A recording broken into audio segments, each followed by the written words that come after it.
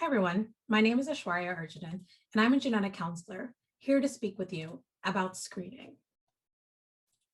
Here's what we're going to cover today. What is screening? What are diagnostic tests? What types of screening tests are there? What do you do with the results of a screening test? And where else can you go to learn more? So additional resources. But first, let's talk about screening. What is it? A screening test is done to detect potential health disorders or diseases in people who don't have any symptoms of a disease. The goal is really early detection and lifestyle changes or surveillance to reduce risk of disease or to detect disease early enough so that we can treat it most effectively. Screening tests aren't considered diagnostic, but are used to identify a subset of the population who should have additional testing to determine whether or not there is the presence or absence of disease. For example, some screening tests are routine mammograms for breast cancer or blood glucose tests for diabetes. So we've covered screening tests. Now let's talk about diagnostic testing. What is that? Diagnostic testing, on the other hand, is generally performed on someone who is symptomatic in order to determine whether or not they have the actual disease. For example, a breast biopsy is a diagnostic test because it can determine whether or not cancer is present. Likewise, a chromosome analysis is a diagnostic test that can determine if an individual has Down syndrome or other chromosomal conditions. Diagnostic tests are used by healthcare providers to decide the best options for care for a person with a certain disease or condition. So going back to screening test, who really should be getting a screening test? You should first talk to your healthcare provider to see what screening may be helpful for you and your family. Generally, screening tests and programs are focused on those who the disease is most likely to affect, and this can be impacted by things like age and sex. Think about colonoscopies in individuals over 50, or cervical cancer screening via pap smears for individuals that have a cervix. What are other examples of screening tests? Hearing exams, eye exams, blood pressure checks, dental exams, mammograms, and blood glucose checks are all examples of various screens in the US. Of course, there are many more, but these are just a few examples that everyone is generally familiar with. But let's talk about specific screens in the genetic space. First is prenatal screening.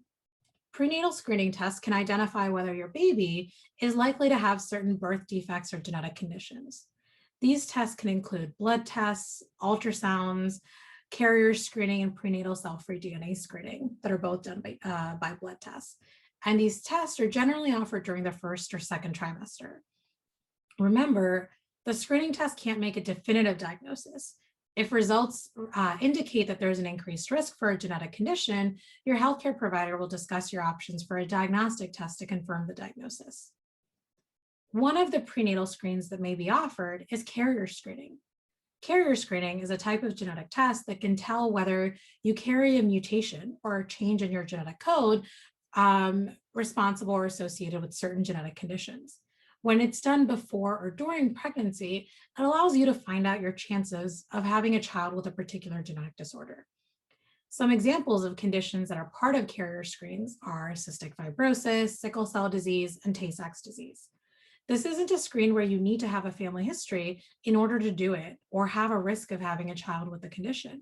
In fact, most folks have no family history of any of the conditions on these carrier screens, but could still be at risk of being a carrier and possibly having a child affected with the genetic condition. Generally, carriers are healthy individuals, but when both individuals or the biological parent and a donor are both carriers of the same gene or carriers of mutations in the same gene, they might be at an increased risk of having a child affected with a particular condition. Another genetic screen that might be offered during pregnancy is non-invasive prenatal screening. So this might be interesting for many of you, but I'm not sure how many of you know that pieces of your baby's DNA circulate in your bloodstream when pregnant. Non-invasive prenatal testing, or NIPT or NIPS, you might hear as well, involves a simple blood test that analyzes that DNA. It's called cell-free DNA to pinpoint the baby's risk for a number of genetic disorders, including Down syndrome. NIPS is a prenatal screen, which looks at DNA from your baby's placenta in a sample of your blood or the mom's blood to identify whether you're at an increased risk of giving birth to a child with a genetic disorder. A screening like NIPS, however, can't determine for sure whether the baby actually has a chromosomal disorder, only the likelihood of having that condition. The results of an NIPS can help you and your doctor decide next step, including whether or not someone needs to have a diagnostic test like a chorionic villi sampling, CVS, or an amniocentesis, or called an amnio. Now let's talk about screens that happen after a baby's born. Many of us may not realize this, but pretty much every one of us born in the United States in the last 50 years started our lives with a screening test. Newborn screening is a public health service done in each US state. Every newborn is tested for a group of disorders that aren't otherwise so easily found at birth. A small blood sample is taken by pricking the baby's heel and running tests on that blood sample. And this generally happens before the baby even leaves the hospital, usually between 1 or 2 days of age. With that simple blood test, doctors can check for rare genetic, hormone-related and metabolic conditions that can cause serious health problems. And these are genetic conditions that you might not be able to visibly see. And newborn screening really lets doctors diagnose babies quickly and start treatment as soon as possible. Blood tests are generally ready by the time a baby is 5 to 7 days old. However, parents might not even hear about the results of the newborn screen if the test is normal. But if the test was positive, then they're contacted so that they can do additional testing and additional evaluation to see if the baby, in fact, does have a particular condition or not. So doctors generally will order more tests to confirm or rule out the diagnosis. If the diagnosis is confirmed, the doctors might refer the child to a specialist for more testing and treatment. And when treatment is needed, it's important to start it as soon as possible. That's why we're screening for these diseases so early on. Really getting treatment started as soon as possible is to the benefit for quality of life for that baby. So treatment could include special formula, diet restrictions, supplements, medicines, and close monitoring. Additionally, when a baby is born, there's also other routine visits that you may make to the pediatrician to make sure that all milestones are being met.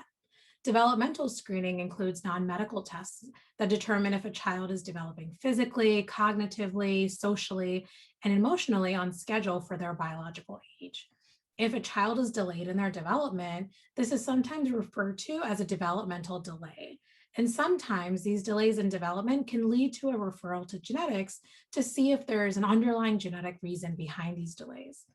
The reason a diagnosis of developmental delay is important in the world of genetics is that a large number of genetic disorders can show up in a young child in the form of delays, missed milestones, and an inability for the child to sit, crawl, stand, walk, or talk at the same time as other children their age. So all of these screens that I mentioned are done in the newborn stages or early childhood to see if there might be any risks that we need to do additional evaluation and additional testing for, so that you can make sure that you have all the information that you need when planning a pregnancy or when you need to take care of your child. You might ask, what am I supposed to do with these screening results? First and foremost is to talk to your healthcare providers. Some screening results may lead to the need for a diagnostic test to help confirm or rule out a condition or disease. There are a number of diagnostic tests and procedures that people may use, and they can be both invasive and non-invasive. So examples of an invasive diagnostic test could be getting your blood taken or doing a biopsy or a colonoscopy. And then there could be some that are non-invasive, such as getting an X-ray or ultrasound. But doing these diagnostic tests can really kind of help figure out what is going on and why your screening test may have come up positive. And then there's sometimes where screening tests may just point to the need to make a lifestyle change to reduce the risk for disease. For example, you might have had a blood test done that says that you have high cholesterol. So your doctor might recommend that, you know what, let's talk about reducing your cholesterol intake, because that's going to ultimately reduce your risk of developing a heart disease.